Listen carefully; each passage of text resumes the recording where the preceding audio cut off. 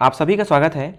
इस वीडियो में CG police SI, sub inspector, सूबेदार, उप निरीक्षक, प्लाटून कमांडर की भर्ती परीक्षा सीजी व्यापम द्वारा आयोजित की जाएगी। इसके लिए इम्पॉर्टेंट ऑब्जेक्टिव क्वेश्चंस सीरीज़ का पार्ट 1 देखेंगे। इसके नेक्स्ट पार्ट प्राप्त करने के लिए आप यदि चैनल पर पहली बार आए हैं तो अवश्य सब्सक्राइब कर लें ताकि आपको नोटिफिकेशन मिलते रहें।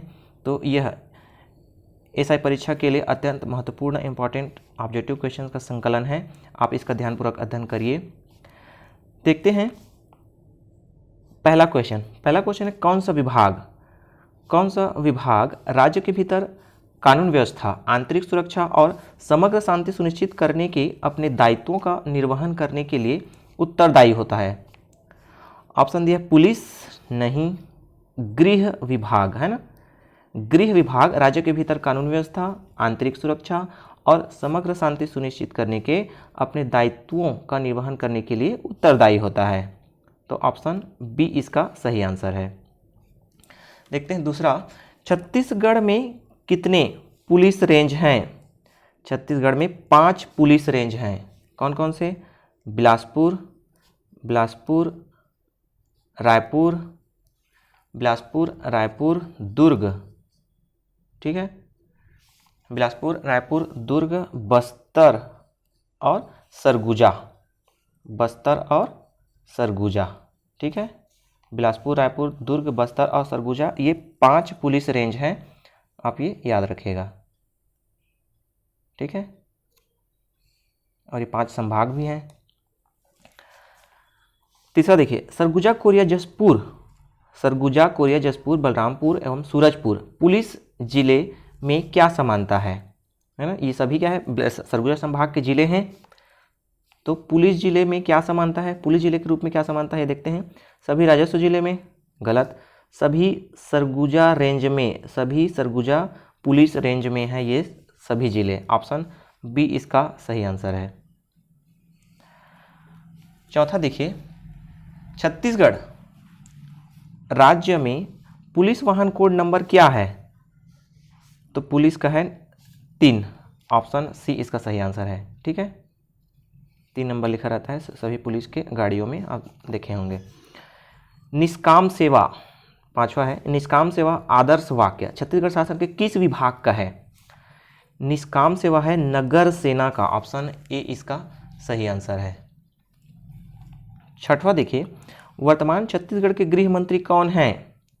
गृह मंत्री हैं कौन? ताम्रध्वज साहू। ऑप्शन 4 इसका सही आंसर है। नेक्स्ट देखते हैं, पुलिस कमांड को कितने भागों में बांटा गया है?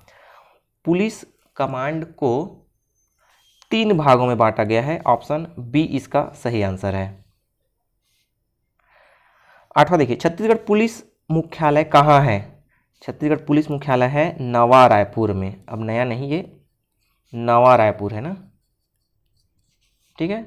पहले रायपुर में था, अब ये नवा रायपुर में क्या हो गया? शिफ्ट हो गया है। ऑप्शन बी इसका सही आंसर है।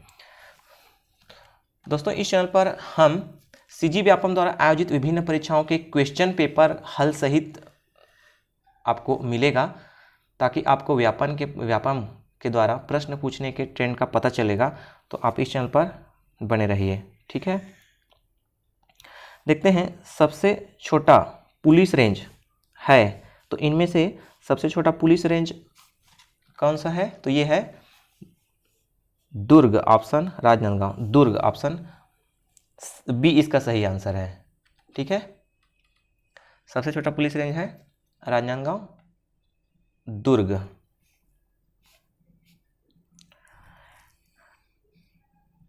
नेक्स्ट देखते हैं, श्री भूपेश बघेल किस विधानसभा क्षेत्र से निर्वाचित हुए? तो ये निर्वाचित हुए हैं पाटन विधानसभा क्षेत्र से। ऑप्शन डी इसका सही आंसर है। देश का 19वां उच्च न्यायालय बिलासपुर में कार्य प्रारंभ हुआ। तो ये कब कार्य प्रारंभ हो गया था? 1 नवंबर 2000 को। राज्य गठन के दिन ही इस यहाँ उच्च न्यायालय का काम शुरू हो गया था। वर्तमान पुलिस व्यवस्था किसकी देन है? वर्तमान पुलिस व्यवस्था किसकी देन है? तो ये अंग्रेजों की देन है। ऑप्शन बी इसका सही आंसर है। अंग्रेजों के ज़माने से ये चला आ रहा है पुलिस व्यवस्था। 13वां देखिए, केंद्रीय प्रशासन की नींव निम्नलिखित में से किस अधिनियम द्वारा पड़ी? केंद्रीय प्रशासन की निम्नलिखित में से किस अधिनियम के द्वारा पड़ी? तो ये पड़ी रेगुलेटिंग एक्ट 1773, है ना, रेगुलेटिंग एक्ट 1773, ऑप्शन बी इसका सही आंसर है।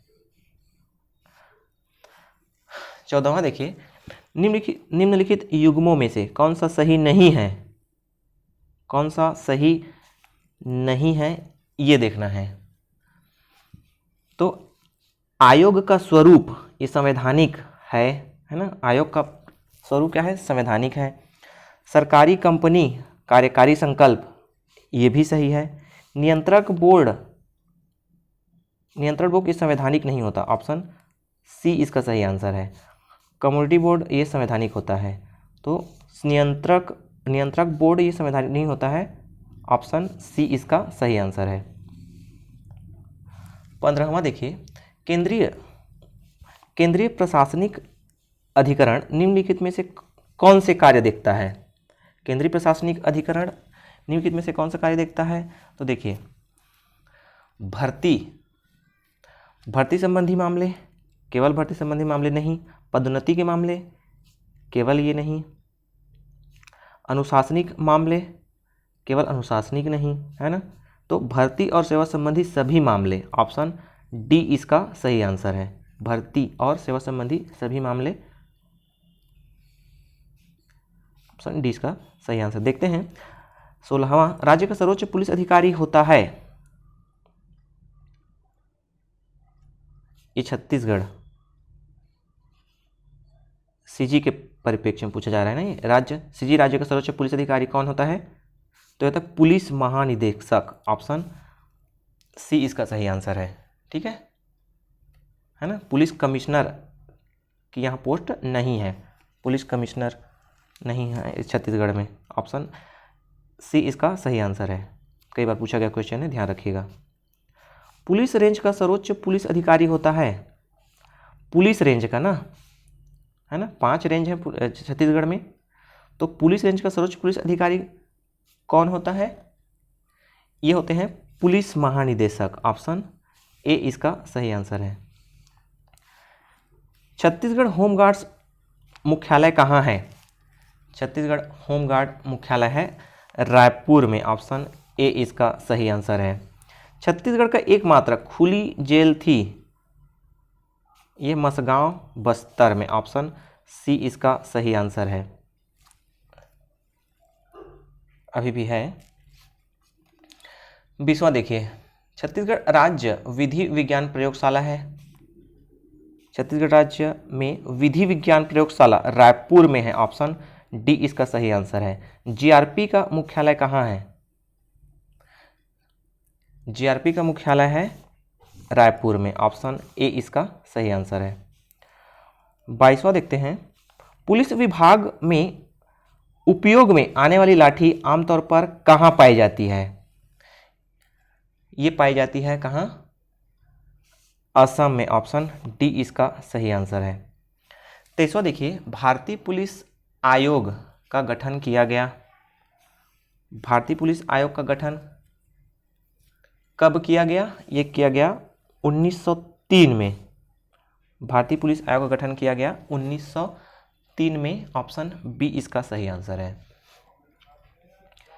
24वां देखिए, पुलिस छत्तीसगढ़ शासन के किस विभाग के अंतर्गत है? पुलिस छत्तीसगढ़ शासन के किस विभाग के अंतर्गत है? तो ये है गृह विभाग के अंतर्गत, ऑप्शन बी इसका सही आंसर है। Chhattisgarh police special task force का मुख्यालय पूछ रहा है ना, Chhattisgarh police special task force का मुख्यालय तो कहाँ है? ये बघेरा दुर्ग में है, याद रखिएगा। ठीक है, बघेरा दुर्ग में है। नेक्स्ट देखते हैं, पुलिस आदर्श वाक्य परित्राणाम साधुनाम किसमें से लिए गए हैं? परित्राणाम साधुनाम ये लिए गए हैं महाभारत से। ऑप्शन ए इसका सही आंसर है। ये भी कई बार पूछा गया क्वेश्चन है। किसके अभिलेख में पुलिस शब्द लिखा मिलता है? किसके शिलालेख में? तो ये सम्राट अशोक के शिलालेख में पुलिस शब्द लिखा मिलता है। ऑप्शन सी इसका सही आंसर है। जंगल वारफेयर स्कूल प्रशिक्षण केंद्र कहाँ है? जंगल वारफेयर स्कूल ये है कांकेर में। ऑप्शन ए इसका सही आंसर है। देखते हैं 29वां, नई अखिल भारतीय सेवा का गठन निम्नलिखित में से किसके द्वारा हो सकता है? नई अखिल भारतीय सेवा का गठन निम्नलिखित में से किसके द्वारा हो सकता है? तो देखिए ऑप्शन दिया है यूपीएससी के संकल्प द्वारा, गलत। संसदीय अधिनियम द्वारा, ये भी गलत है। राज्यसभा के प्रस्ताव द्वारा, ऑप्शन सी इसका सही आंसर है। ठीक है, नई अखिल भारतीय सेवा का गठन राज्यसभा के प्रस्ताव द्वारा हो सकता है। 30 देखिए, आईएएस के परिवीक्षाधीनों की तैनाती निम्न में से किसके द्वारा की जाती है? ये की जाती है राज्य के मुख्य सचिव द्वारा। ऑप्शन सी इसका सही आंसर है। ठीक है, राज्य के मुख्य सचिव। देखते हैं 31, भारतीय लोक प्रशासन की संस्थान की स्थापना किस वर्ष हुई थी? भारतीय लोक प्रशासन की संस्थान की स्थापना किस वर्ष हुई थी? तो ये हुई थी 1954 में। ऑप्शन डी इसका सही आंसर है। ठीक है, ये इंपॉर्टेंट क्वेश्चन है आपके एसआई एग्जाम के लिए, बहुत ही इंपॉर्टेंट है, तो ध्यानपूर्वक अध्ययन करिए। इसका नेक्स्ट पार्ट आपको बहुत जल्द मिलेगा। देखिए, योजना आयोग का गठन निम्नलिखित में से किसकी अनुशंसा से हुआ था? योजना आयोग का गठन हुआ था योजना सलाहकार बोर्ड की अनुशंसा से। ठीक है, योजना सलाहकार बोर्ड की अनुशंसा से हुआ था योजना आयोग का गठन। 33 देखिए, छत्तीसगढ़ में सबसे ज़्यादा मंत्री किस जिले से हुए हैं? छत्तीसगढ़ में सबसे ज़्यादा मंत्री कहाँ से हुए हैं? दुर्ग से हुए हैं। ठीक है, दुर्ग से हुए हैं। ताम्रध्वज साहू दुर्ग से हैं। ठीक है, भूपेश बघेल भी दुर्ग पाटन से हैं। देखते हैं 34वां, वर्तमान छत्तीसगढ़ में आबकारी मंत्री कौन है? आबकारी मंत्री हैं कवासी लखमा। ऑप्शन 4 इसका सही आंसर है। वर्तमान छत्तीसगढ़ के गृह मंत्री कौन है? ये ताम्रध्वज साहू। ऑप्शन 4 इसका सही आंसर है। ठीक है दोस्तों, आपको मंत्रियों से संबंधित अलग वीडियो अपलोडेड है, आप उसका अध्ययन अवश्य करें। उसमें डेडिकेटेड वीडियो है और इनके विधानसभा क्षेत्रों का भी उसमें मैप द्वारा उसमें बता दिया गया है, तो आप उस वीडियो का अध्ययन अवश्य करें। देखते हैं 36, खाद्य नागरिक आपूर्ति एवं उपभोक्ता संरक्षण मंत्री कौन है? खाद्य नागरिक आपूर्ति एवं उपभोक्ता संरक्षण मंत्री कौन है? तो ये है अमरजीत सिंह भगत। ऑप्शन 4 इसका सही आंसर है। कैबिनेट सचिवालय के संबंध में निम्नलिखित में से कौन से कथन सही हैं? कैबिनेट सचिवालय के संबंध में निम्नलिखित में से कौन से कथन सही हैं? देखिए ऑप्शन दिया है, यह प्रधानमंत्री के निर्देशन में कार्य करता है, तो ये सही है। यह भारत सरकार की प्रमुख समन्वयक एजेंसी है, भारत सरकार की प्रमुख समन्वय एजेंसी है, तो ये भी सही है ना। तो ए और बी सही है, तो सी क्या बोल रहा है? दोनों कथन गलत है, तो ये गलत हो जाएगा, है ना। दोनों कथन गलत है बोला तो गलत हो जाएगा, क्योंकि दोनों सही है। दोनों कथन सही है तो ऑप्शन डी इसका सही आंसर हो जाएगा। ठीक है, दोनों कथन सही है, ए और बी दोनों का कथन क्या है? सही है, तो ऑप्शन डी इसका सही आंसर हो जाएगा। ठीक है, इस टाइप के क्वेश्चन भी आपको देखने मिलेगा, तो ध्यान रखिए। राष्ट्रीय विकास परिषद के कार्यों में निम्न में से कौन से शामिल हैं? राष्ट्रीय विकास परिषद के कार्यों में निम्नलिखित में से कौन से शामिल हैं? तो देखिए, योजना आयोग द्वारा निरूपित राष्ट्रीय योजना पर विचार करना, तो ये राष्ट्रीय विकास परिषद के कार्यों में शामिल है। समय समय पर योजना से जुड़े कार्यों की समीक्षा करना, है ना, विकास कार्य कर रहे हैं तो उसकी समीक्षा भी करेंगे। विकास से जुड़ी सामाजिक और आर्थिक नीतियों से संबंधित विषयों पर विचार करना, तो ये भी सही है ना। ए बी सी तीनों सही है, तो उपरोक्त सभी, ऑप्शन डी इसका सही आंसर हो जाएगा। ठीक है दोस्तों, संविधान से संबंधित अलग वीडियो आपको डेडिकेटेड मिलेंगे, है ना, पहले से अपलोडेड है, उसका आप अध्ययन अवश्य कर लें।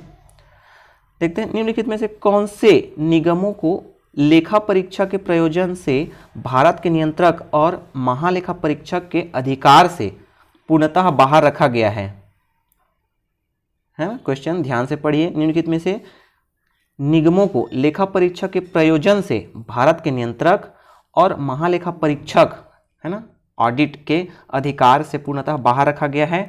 तो किनको बाहर रखा गया है? भारतीय खाद्य निगम, तो इनको बाहर रखा गया है। ठीक है, भारतीय जीवन बीमा निगम LIC, इसको भी, और भारतीय रिजर्व बैंक, तो तीनों को बाहर रखा गया है। तो उपरोक्त सभी, ऑप्शन डी इसका सही आंसर हो जाएगा। ठीक है, ध्यान रखिएगा। 40 देखिए, गृह मंत्रालय के सम्मानित दर्जे को निम्न में से किस तथ्य से प्रभावित किया है? गृह मंत्रालय के सम्मानित दर्जे को निम्न में से किस तथ्य ने प्रभावित किया है? ऑप्शन दिया है कार्मिक मंत्रालय का गठन, ये प्रभावित किया है। प्रधानमंत्री कार्यालय की बढ़ती भूमिका, है ना, हस्तक्षेप रहता है इनका। क्षेत्रवाद की बढ़ती भूमिका, ये भी, है ना। तो उपरोक्त सभी, ऑप्शन डी इसका सही आंसर हो जाएगा। ठीक है दोस्तों, अभी यदि आपको एक बार में याद नहीं होंगे तो आप वीडियो दोबारा देख लीजिएगा, तो आपको क्या आसानी से सभी याद रहेंगे।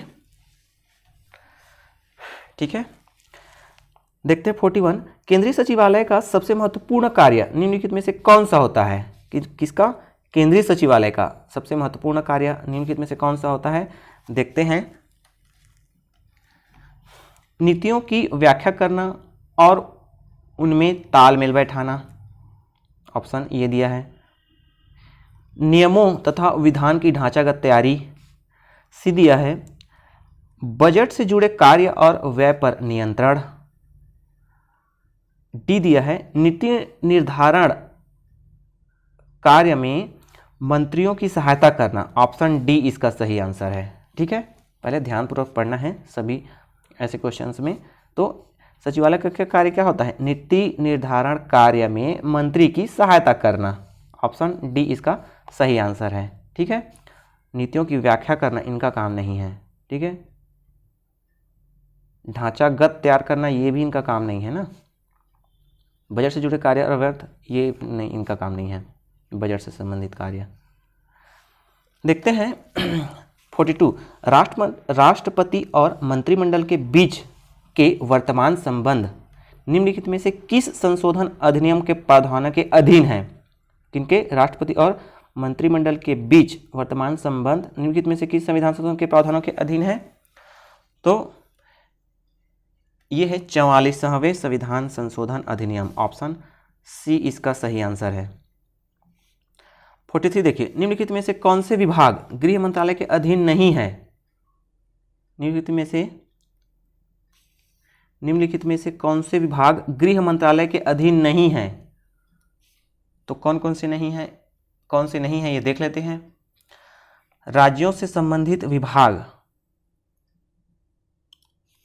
ये है। राजभाषा विभाग, यह भी है।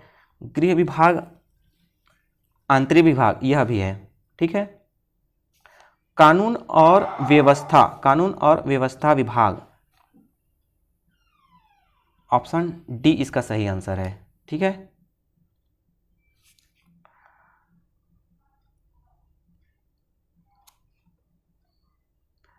ना। पुलिस विभाग गृह मंत्रालय के अधीन है, लेकिन कानून और व्यवस्था ये नहीं है। 44 देखिए, भारतीय संसदीय प्रणाली की विशेषताएं हैं। भारतीय संसदीय प्रणाली की विशेषताएं हैं, तो देखिए, कार्यपालिका की विधायिका के प्रति सामूहिक जिम्मेदारी, कार्यपालिका की विधायिका के प्रति सामूहिक जिम्मेदारी यह है विधिक और वास्तविक कार्यकारियों की मौजूदगी, ये भी है। कार्यपालिका की विधायिका के प्रति व्यक्तिगत जिम्मेदारी, कार्यपालिका की विधायिका के प्रति व्यक्तिगत जिम्मेदारी ये भी है। तो ऑप्शन डी इसका सही आंसर हो जाएगा, ऑप्शन डी इसका सही आंसर है। ठीक है,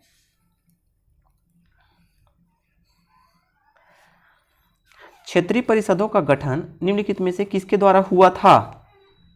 तो किसके द्वारा हुआ था? देखिए, ये हुआ था राज्यों के पुनर्गठन से संबंधित अधिनियम द्वारा, ऑप्शन बी इसका सही आंसर है। राज्यों के पुनर्गठन से संबंधित अधिनियम द्वारा, ऑप्शन बी इसका सही आंसर है। देखते हैं 46, निम्नलिखित में से कौन सी विशेषताएं भारतीय संविधान की संघीय विशेषताएं नहीं है? भारतीय संविधान की संघीय विशेषताएं नहीं है बोल रहा है, तो कौन सा नहीं है ये देखते हैं।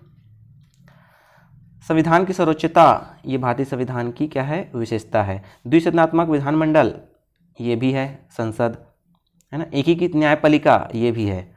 अखिल भारतीय सेवाएं, ऑप्शन डी ये नहीं है। ठीक है, भारतीय संविधान की संघीय विशेषताओं में से नहीं है अखिल भारतीय सेवाएं, ऑप्शन डी इसका सही आंसर है। ठीक है दोस्तों, प्रीवियस ईयर व्यापम के क्वेश्चंस हम देखेंगे और एसआई के प्रीवियस ईयर क्वेश्चन भी देखेंगे। ठीक है, भारत सरकार अधिनियम 1858 की विशेषताओं में शामिल है, तो क्या शामिल है देखते हैं। भारत सरकार अधिनियम 1858 की विशेषताओं में शामिल हैं। ऑप्शन देखिए, कंपनी शासन की जगह ताज का शासन लाया जाना, कंपनी शासन की जगह ताज शासन लाया जाना ये शामिल है।